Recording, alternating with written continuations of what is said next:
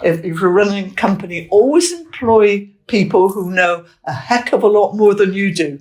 That way, the company moves forward.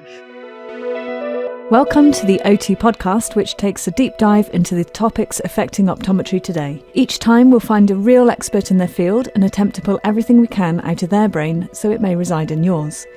This is the 9th episode in the series, and we're recording on the 6th of February 2024. You can listen to the other episodes on the OT website, on Apple, Spotify, or from your usual podcast provider. In our 9th episode, we'll be speaking to Dame Mary Perkins, optometrist and co-founder of Specsavers, the well-known high street opticians, which was established in the UK in 1984 and has since grown to become the largest privately owned optical group, with practices in 11 other countries, including Ireland, the Netherlands, Sweden, Norway, Denmark, Finland, Spain, Australia, New Zealand and Canada. On February the 14th, Dame Mary celebrated Specsavers' 40th anniversary. But first, let's introduce ourselves. My name's Kerry Smith-James. I'm the clinical multimedia editor for Optometry Today, and I'm also an IP optometrist in independent practice in Lancashire.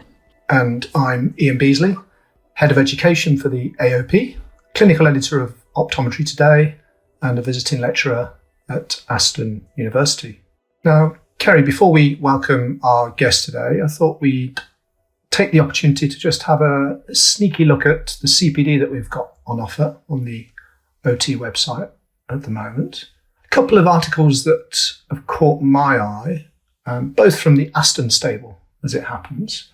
Firstly, there's an article by Dr. Jeremy Chang, where he takes a fairly detailed look at some of the emerging therapies that we have available for dry eye disease, those light-based therapies and thermal mechanical approaches for treating the condition. And then we also have a co-authored article by Danielle Beeson, Professor James Wolfson, and Dr. Amy Shepherd that looks at assessing and managing digital eye strain in practice. Jeremy Chang's article also caught my eye because we were lucky enough to go and film at Aston back in the autumn, and we did a CPD video on it. So anybody who did the dry eye video with Sonia Travicoate in the autumn might be quite interested in reading Jeremy's article because it sort of builds on some of the equipment that we showed in the video. While we're on video, the next CPD video to come after Bruce Evans's Orthoptics is one by Jason Jedlicka.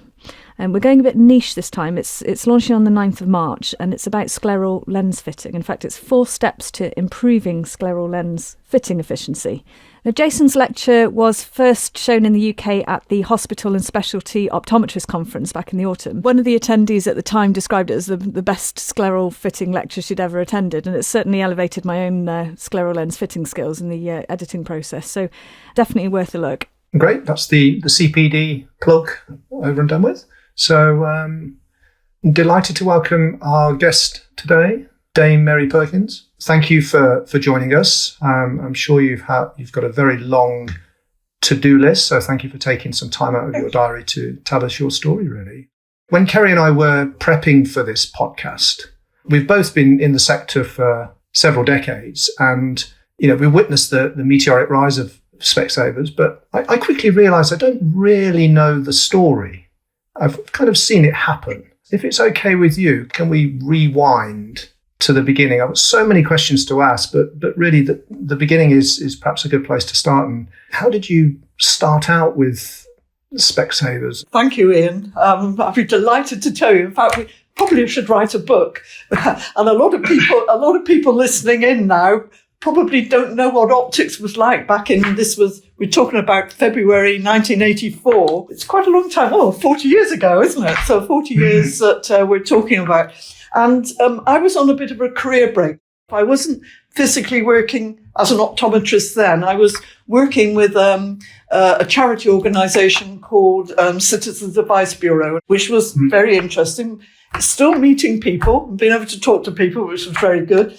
But along comes Margaret Thatcher, and she was going to change all the rules for professions on advertising and whether you could actually use people in the business that weren't fully qualified. So we're talking now optical assistants, they've got the experience, but not the university degree, so to speak. And she wanted it all changed, but not just for optics, mind. She was looking at accountants, lawyers, anything like that, the professions, as she would say. She said we weren't open enough about what we were doing. We weren't open enough about prices. People didn't know what to expect. And I thought, well, she's right. And because of these changes, in was sneaking. We had the very first what was called lens crafters popped in from America then and opened up in London. Thought, oh, wow, hang on a minute. That spurred us on to thinking, yeah, let's go back into optics. This is something that we can do here. Glasses were very expensive. Opticians, believe it or not, didn't put prices on anything in those days. When they did the prices, they said, oh, your left lens costs this, your right lens costs this. There's an extra charge here for a bit of metal glazing. And it went on like this until the bill came in and I'll call them customer for a moment. I know they're patients' customers. We can interchange them. The customer would sit there and think, oh, my goodness, I didn't know that's what I was going to pay. That's not right. So we thought, right, we come in and we let people know that it was affordable because people weren't going that often to see an optometrist for their eye care, which, again, was not a good thing. Never mind about buying something. They just weren't keeping up with the eye care side. So we thought, right, we'll call it, after a lot of thought, Specsavers. So that's how it started. So through Margaret Thatcher, really, altering those laws and those rules, and standing up there and sort of with her handbag thumping around like she used to and say, this has got to change. And we were the first people to do any advertising. And I did go out and about to different exhibitions, nothing to do with optics. I'm thinking of one in Bristol called Woman's World, where I put up a stand with glasses and spoke to people and handed out leaflets and told them about Specsavers, the very first store. That's the very beginning, and it was really making it affordable for everyone. I mean, there was national health then still, of course, on glasses, but it was making it affordable so that people came on a regular basis for their eye care, basically. And making the pricing easier because, as I say, there was all this bits added on. So coming up with a complete price and or being very clear what you would add on if it was bifocals or multifocals or whatever. And that's when we even introduced the 2-for-1. So that people had another pair. And so you had to start somewhere. So you opened that first practice. But did you see at that time the ambition to spread those practices across the UK and beyond, or did it just kind of sort of get out of hand a little bit and just? That sounds quite funny when you say it like that. No, obviously we were. I'm including my husband in this because Douglas is also an optometrist. But we did intend to sort of spread right across the UK, and we thought, maybe 100 practices might be a good number. For the simple reason, if you're advertising, it's very expensive for 1 or 2 or even 3 stores to advertise, say, on TV or a newspaper or a magazine, whatever. You've got to be able to spread that advertising because the newspaper would go for such a wide area and they're not going to people aren't going to travel 20 miles or whatever to go and see an optometrist. So that was the reason for expanding. But in the first year, we were very careful because we had 5 stores in the first year and we wanted to make sure that it worked, doing the complete price, telling people what the prices were, and a lower price than what might have been charged generally. Not low price, but an affordable price.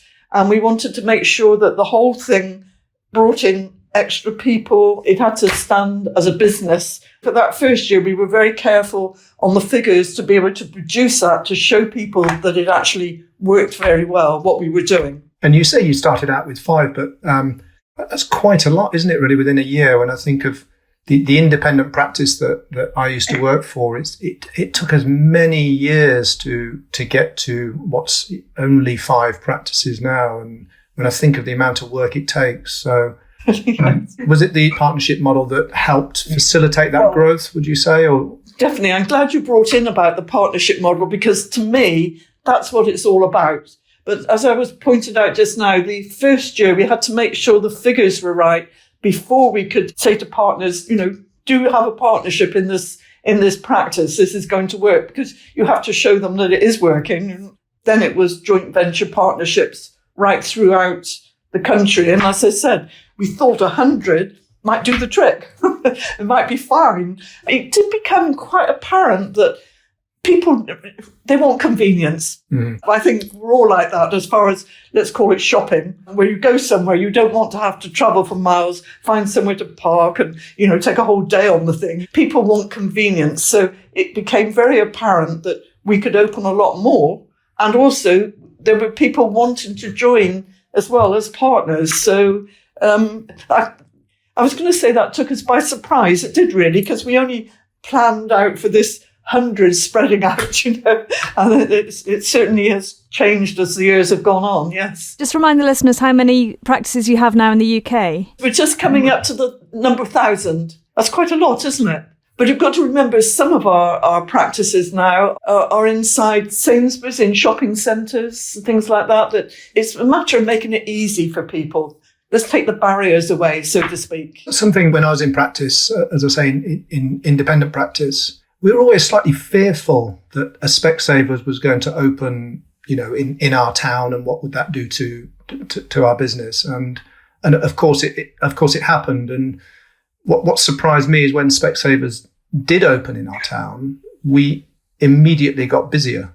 I don't know whether that's something that you've witnessed in other areas. Oh, yes. Yeah. And I think that's how it should be. Number one, people should have choice. You're quite right. Once you start, you open a store, you make a big fuss about it, it makes people think, oh, eyes. Oh, yes. So everyone really does become that little bit busier, and that's fine. As far as I'm concerned, that is a really good thing to happen. I'm just quite interested in, you mentioned Doug. We haven't really brought him into the conversation. It's all about Mary today. I mean, you must have been phenomenally busy, even just with the 5 practices before you started on 100. But I mean, how did you divide up the work? Were you both testing? Were you both working on the business rather than in? Yes, I can tell you now, the testing side went down a bit. And, I'm thinking now, 40 years later, I still miss that. It's funny. Don't forget, being an optometrist before 15 years, lots of eyes to see there in 15 years, and it becomes part of you. You do miss that. But a lot of the stuff, thinking of Doug now, he might be looking at leases, the property, getting, eventually after that first year, getting the partners, interviewing them and explaining everything and all sorts of things like that. Whereas I would be maybe helping train the people in the store, or some of the optical assistants maybe, or whatever it happened to be. Merchandising. I used to go and put the frames up how we wanted them. This is initial days, very early days. And I used to take a couple of people with me supporting, and we had T-shirts, MMM, Mayor's Mobile Merchandisers. I don't do that anymore. Those days. I wish I kept the T-shirt. And also, I did a lot of the buying of the frames. So it meant going out at Meadow. I love Meadow and Silmo, any optical exhibition, to see direct to the manufacturers. We weren't at that stage buying through wholesalers as such, but direct with the actual factories, so to speak. That was great fun. I enjoyed that. If we fast forward now, how does a typical day look for you now? So 4 decades on, what do you spend your time doing within the business, or have you got an opportunity to step away from the business a bit more now? Well, you're quite right, Ian. Maybe I should step away. But no, if you enjoy doing something, you've got a passion for something, yes, you keep at it. But I've always had a theory, and I'd say this to anybody listening, if you're running a company, always employ people who know a heck of a lot more than you do. That way, the company moves forward. Initially, we were doing our own marketing. No. Later on, you have a marketing director and all these marketeers, they know exactly what they're doing, things like that. You always use that knowledge and move a company forward.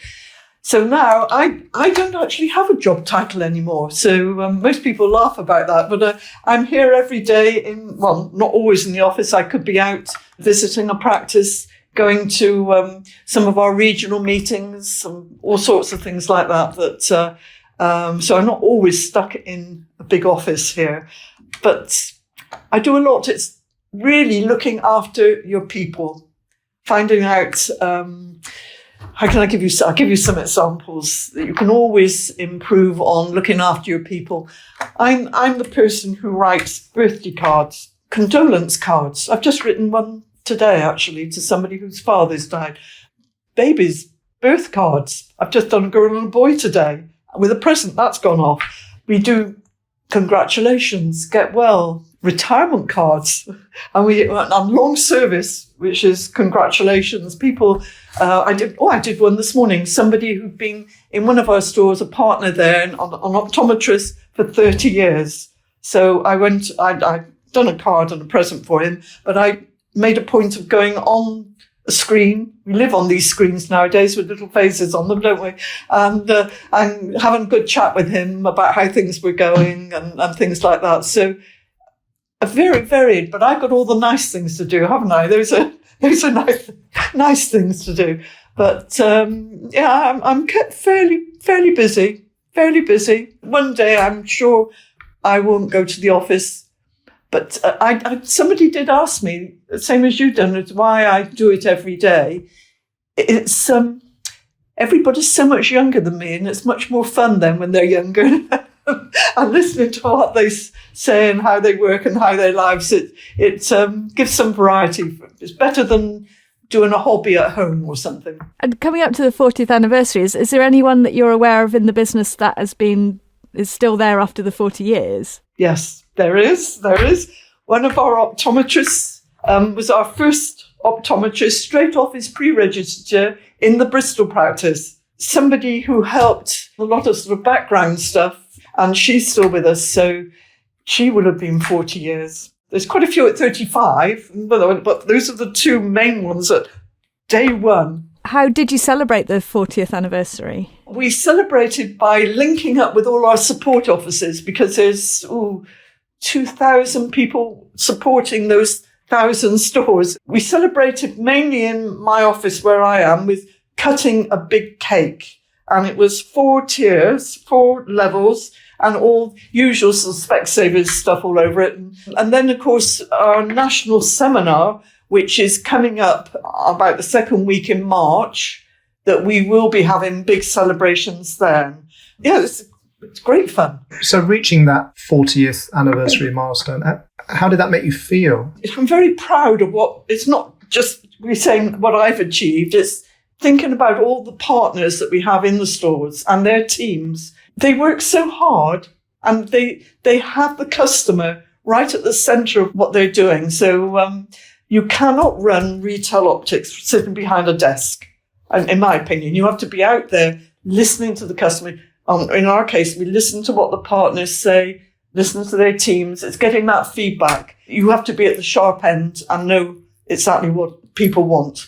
It is the partnership and hard work by a lot of people who have the same passion as me. You know, we're there for everyone. Affordable eye care for everyone, basically, is what I say to them. And I really do mean everyone. Rich, poor, young, old, anybody. So no niche stuff there at all. And I'm so proud of them all. Really, really am. It's like a big family. We call it the Specsavers family. I tell them that, we all laugh when we say we got green blood. So we do have a laugh about that. And I know that they're making a difference every day. And that's the other thing I like to tell them. And in fact, when I come into the office, I say to people, right, making a difference. I think it's MAD. I said, right, are you going to be mad today? But it is about making a difference. It doesn't matter who you are, really. That's what you need to do. Just picking up on that point of making a difference and what you look to offer. At the outset, you started out by looking to deliver value to patients. And maybe that story's changed a bit over the years now. And do you now see your role as not just delivering value to patients, but delivering more accessible services? So there seems to have been sort of a change in the ethos, if that's the right word, of moving away from the 2-for-1 drum being banged so much and more about eye care. We've gone through stages in optics, haven't we? We sort of had the eye care thing, glasses expensive, then comes in the retail, let's call it retail, because it didn't, years ago when we started, there were not showrooms where you could just walk in and try on glasses. They didn't exist. So So we're going through the retail stage, which is fine, but we really need, and it's important, and people want it anyway, is the eye care side, the actual health of the eyes. And you must have read so many things of recent times that people need that convenience. They don't want to wait. You go to the doctor, poor doctors had to do the whole body, if they can get an appointment with the doctor, that is. So they need to know about their eyes quickly and sensibly with an optometrist. And that's where the eye health side comes in, and whether we can help on certain aspects without them traipsing for hours off to a hospital and sitting in a big waiting room, clogging up the system, basically, where the hospitals need to deal with something that's, I was going to say complicated, but, there's something more serious. They don't need the minor eye conditions and the aftercare of glaucoma and cataracts, etc. They don't need to do that. And there's so much that the optometrists, whether they're in a house practice or in a high street, can do. And they're nowadays, they're well trained to do that. And with the extra certificates that they're all showing me when they've got these diplomas and all the different care that they're doing, they're quite more than capable. So that's, to my mind, that is the way that we're pushing. I say pushing. You don't have to push very hard, but that's the way that things are going, and quite rightly. And there's a lot of common sense in that as well. Do you mind if I just go back to something that you said right at the beginning? I just wanted to unpick something a little bit. But you said you were working for Citizens Advice Bureau, Yes. and then you decided to go back into optics. Why did you leave optics to go into Citizens Advice? Is there a story there that you'd like to share? It's a long story here, but I'll cut it short. Both myself and Douglas did our pre-reg year, and immediately we were independent optometrists. And we worked in Bristol, because that was my hometown. So I dragged my Welsh husband along with me into Bristol and had what you will call an independent practice, which we then opened other stores and employed ophthalmic opticians, they were called. Nobody could spell ophthalmic, of course. It wasn't long after that they adopted the American word optometrist, but ophthalmic optician, that's what we were called. And we grew that to a small group, 21 shops. They were shops, not shop fronts like you have now, no frames in the window or anything like that. So it was sort of fairly closed up, really. And we sold those to a big pharmaceutical company called Sangers. So we're talking 1980 now, who were going to expand throughout the UK.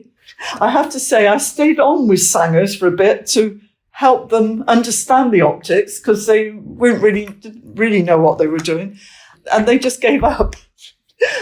I think they felt it was too complicated, and they sold 6 months later the whole lot to Donald and Aitchison.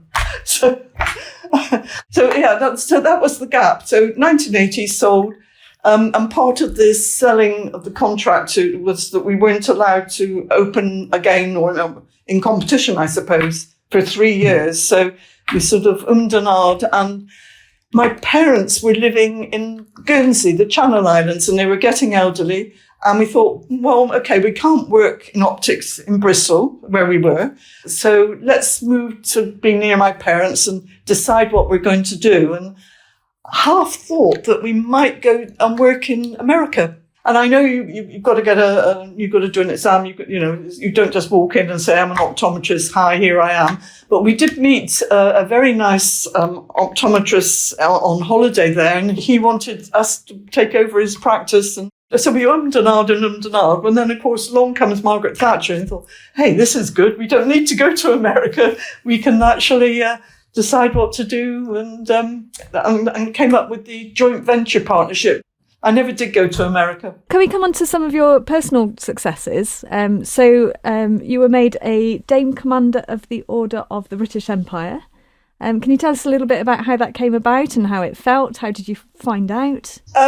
Yes, felt very strange. When you first open a letter and you see it, you can't quite... You look at it and then you think, oh, it says OBE maybe, and you say, no, that's a D. And anyway... It would have, of course, don't forget, I do live in Guernsey, and the Channel Islands are allowed every now and again, there's a panel of people that sit and decide what they're going to do, and it's sent off to the UK where it's considered. And I think it's quite a big business here at Specsavers in Guernsey, as well as other places, plus a lot of charity work that I've been doing for quite some time. And I think that's how it came about. I mean, I'm not privy to how it all happened, but nevertheless, it sort of did take me back a little bit. And I remember asking my family after this, I thought, I'd better tell the family before it gets out into the news, because obviously newspapers pick these things up, don't they? So I called them in. I said, I've got something to tell you. And they all came to my house looking very worried, because they thought I was going to say something like, I'm terminally ill, and I'm whatever, or I'm leaving your father, whatever. They were really worried, and I had to put them straight out about it. I said, no, don't be so worried. What I've got to tell you is really good. So that sort of changed everything then, to accept something like that. But it was for business and charity work. So that brings us really quite nicely to talking about some of your charity work. Can you tell us a little bit about it? And obviously you started at Citizens Advice, which, as you described, as a charity. I hadn't realised. I don't do that now. Yeah. No, I don't do that now. All I do for Citizens Advice now is pay for their Christmas, for all the volunteers to have their Christmas lunch, because that's great fun. Oh. But there's so many, I don't really know almost where to start. So I'll start about some of the things I've been thinking of recently. Is I'm very close to the Gurkhas Welfare Trust, which is looking after old Gurkhas, basically, and their families, particularly in, obviously, the UK, yes, but Nepal. And we've set up medical camps, quite remote areas there, where eyes and ears are done, apart from anything else, but eyes and ears, which is obviously my interest. So making sure that those work. And I have been out to Nepal and visited some of the villages there and some of the medical places. I'm an officer of the Order of St. John's. That sounds good, doesn't it? I don't know if anyone knows the London area. There's St. John's Gate and the Priory of St. John's there that deal with all St. John's ambulances and the St. John's cadets. And so I involved myself with the cadets programme and speak to cadets there.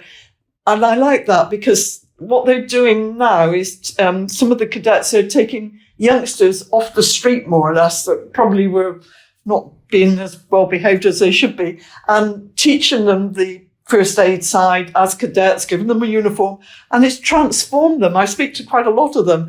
All of a sudden, they think, oh, right, I'm somebody, I've got some purpose, I'm somebody important, I've got a uniform, I'm learning first aid. And they were very knowledgeable, and I thought it was good to see young people coming on like that. So there's a long list of things that I get involved with, lots to do with women. Age Concern is Age UK in the UK now, but in Guernsey where I live, it's still called Age Concern, the old word. So I'm quite involved with, there's lots of things for older people who sometimes are younger than me, but anyway, never mind about that. That's quite fun. The Macular Society. I love to sort of join in with both in the UK and again, Guernsey's got a very strong Macular Society club here. They are very supportive, very supportive. So it's things like that.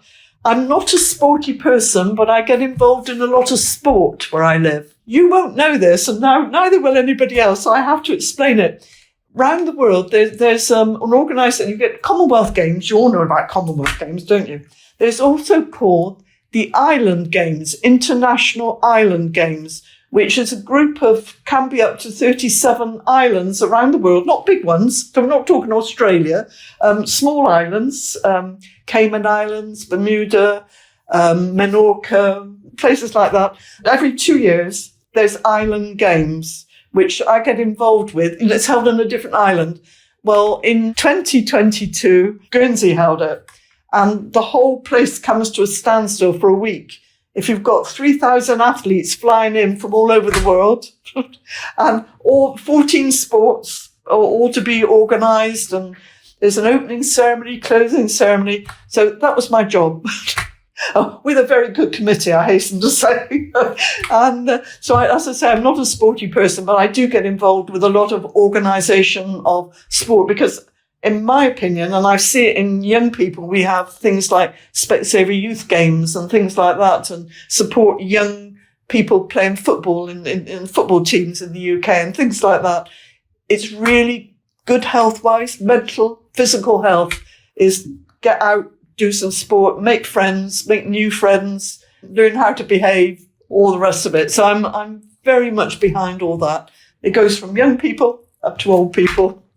And I'm not going to go through a whole list. It will go on too long, but it's all fun. And Mary, just going back to the business side of things again for a moment. So you set out with that sort of conservative ambition, in inverted commas, of perhaps having 100 practices across the UK, and then that's obviously surpassed that many times over and gone to other countries as well. And have you had very much involvement with that expansion? I did it first, not now.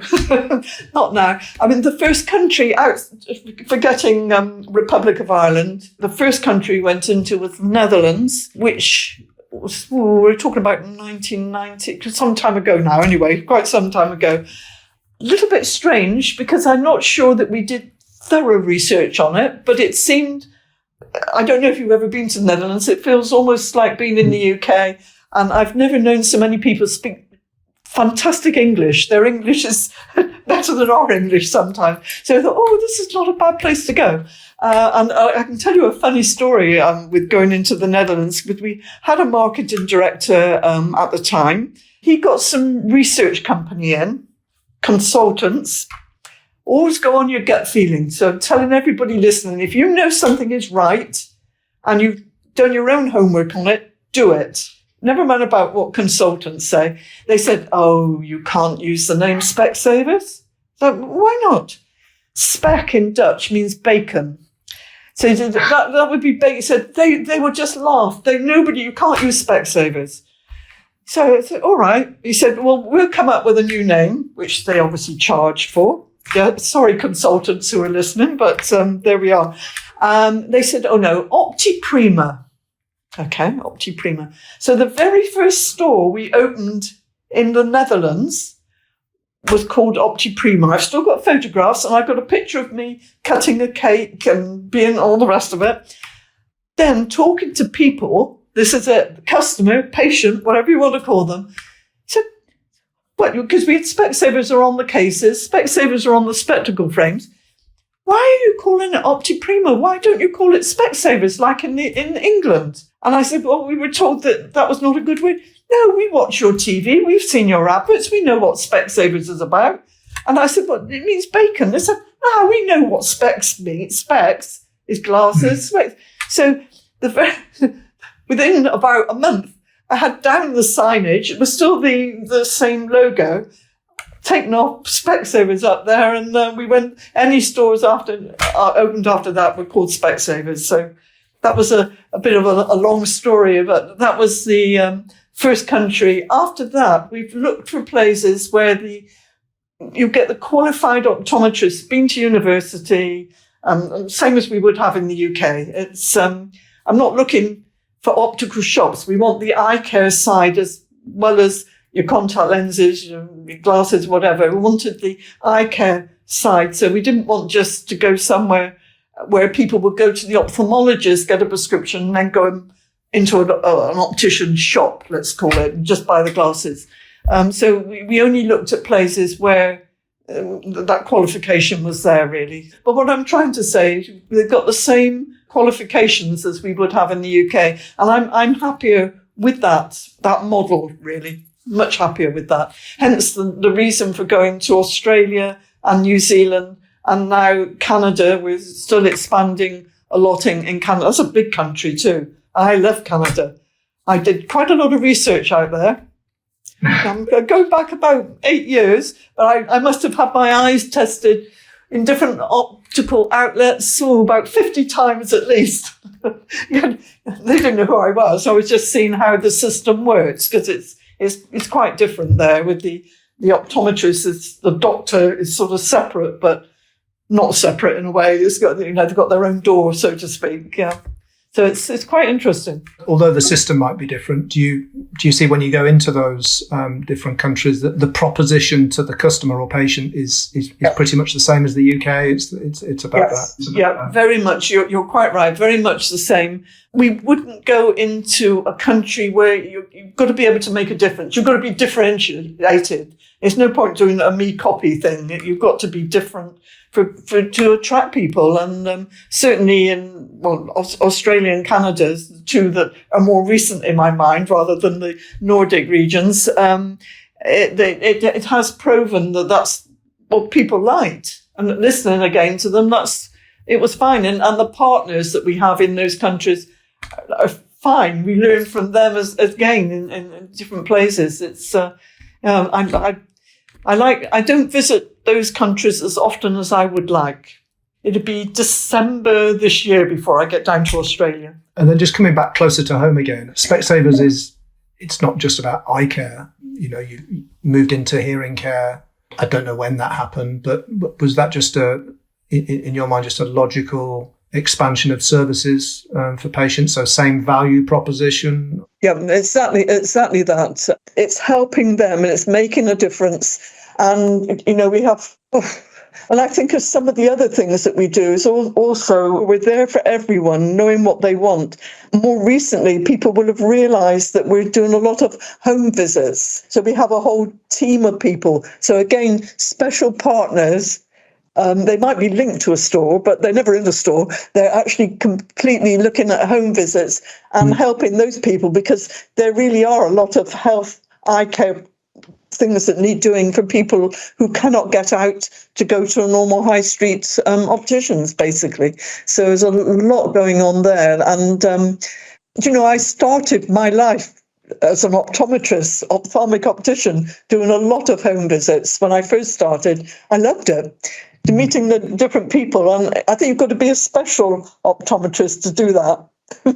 You're going to be the first thing you do is get in your car and set up all your equipment when you get there, and it's not a quick sort of, oh, here you are, use your prescription and use the glasses, whatever. It's not quite like that.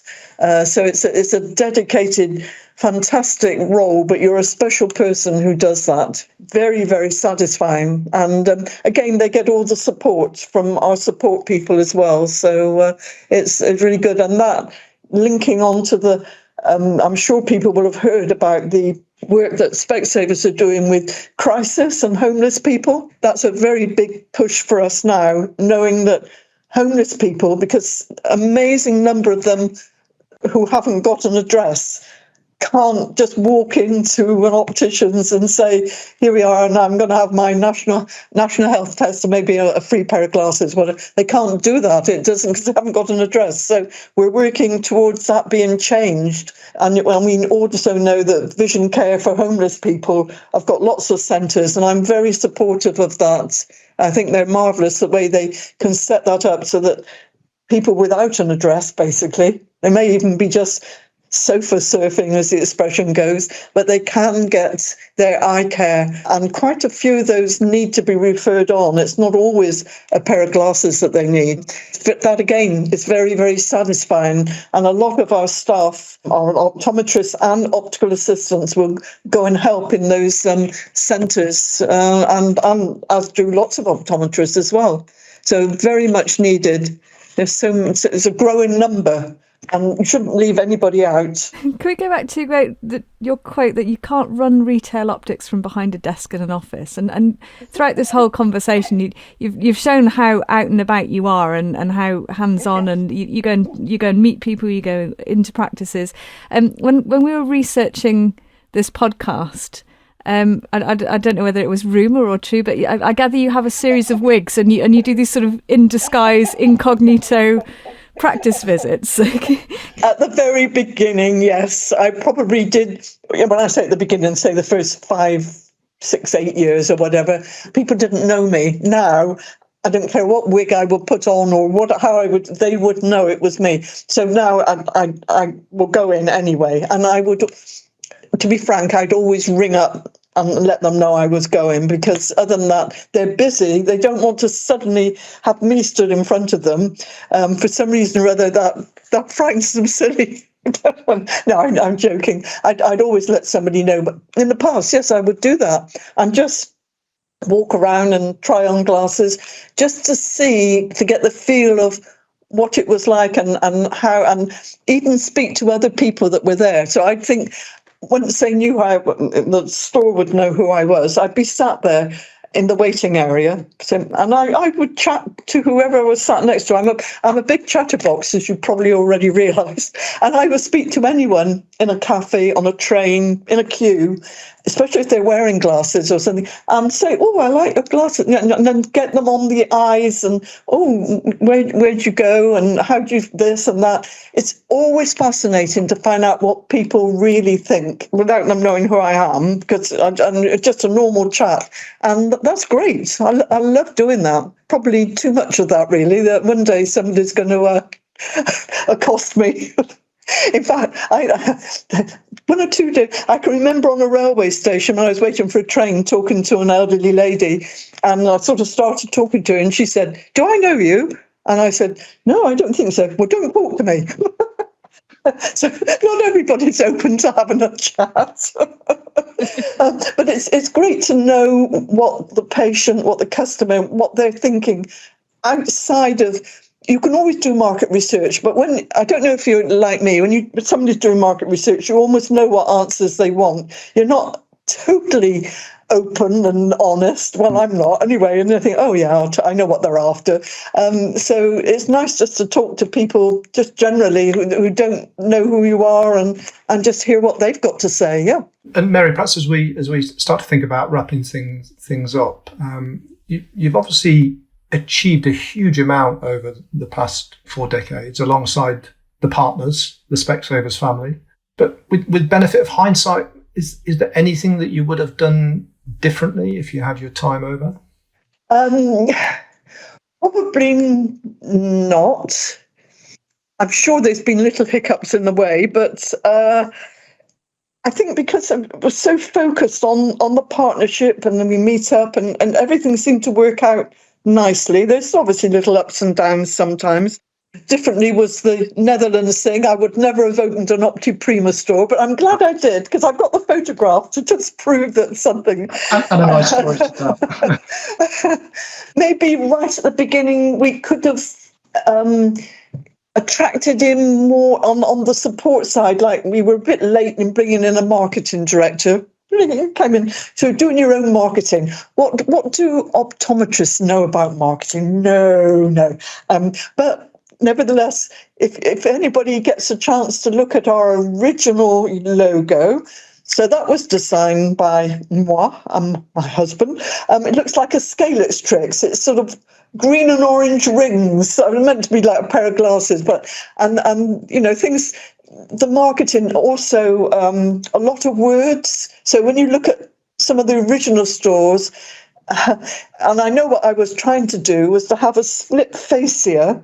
So we had Specsavers on the bottom part, and then a split face at the top part. It would say, for instance, the Bristol one would say M.L. Bevington, ophthalmic optician, first floor. We were trying to separate the eye exam side up from the showroom side. Terribly confusing to people, let's call them customers, terribly confusing to them. So after about the first, what do you think, it was after that first 5, maybe number 6 as well, just Specsavers. They saw adverts with Specsavers and then rock up at a place and then saw M.L. Bevington, ophthalmic optician, and what's all this about? So there's little things like that. Maybe we should have been brave enough and start, but I know what I was trying to do was to separate the clinical side to the retail side, which is almost what we're switching around and going to now, but people are aware, they know it's Specsavers, they know they can trust it, they trust the optometrists and the staff there, so it's not quite the same scenario as going back to 1984, which is a long time ago.